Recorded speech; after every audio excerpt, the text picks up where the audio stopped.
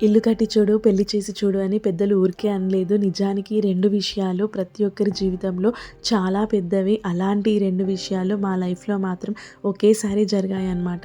మా పెళ్ళికి just 2 days ముందు మేము ఈ ఇంటికి గృహప్రవేశం చేశాము. ప్రతి ఒక్కరికి సొంతిల్లు అనేది ఒక పెద్ద కల. అలాంటి కలను నెరవేర్చుకోవడానికి నా హస్బెండ్ పడ్డ కష్టం ఇంత అంతా కాదు. మాక్సిమం ఒక 4 ఇయర్స్ తను తిరగని చోటు లేదు, వెతకని ఇల్లు లేదనమాట. చాలా కష్టపడ్డాడు.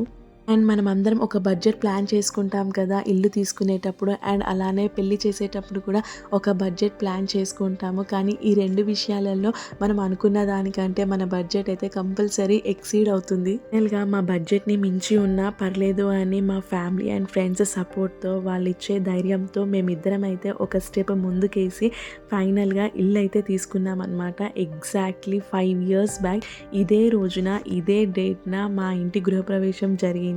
జస్ట్ 2 డేస్ ముందు, మా పెళ్ళికి 2 డేస్ ముందు మేమైతే గృహప్రవేశం చేసుకున్నామన్నమాట. అత్తయ్య, మామయ్య, అమ్మ, నాన్న వల్లే ఇంత పెద్ద డ్రీమ్‌ని మేము ఫుల్‌ఫిల్ చేసుకోగలిగాము. మా ఇద్దరి ఫ్యామిలీస్ సపోర్ట్ అయితే చాలా ఉండిందనమాట. ఇల్లు కొనుక్కోవాలన్న కోరిక మాకెంత ఉండేనో మా వాళ్ళకు కూడా అంతకంటే ఎక్కువే ఉండే.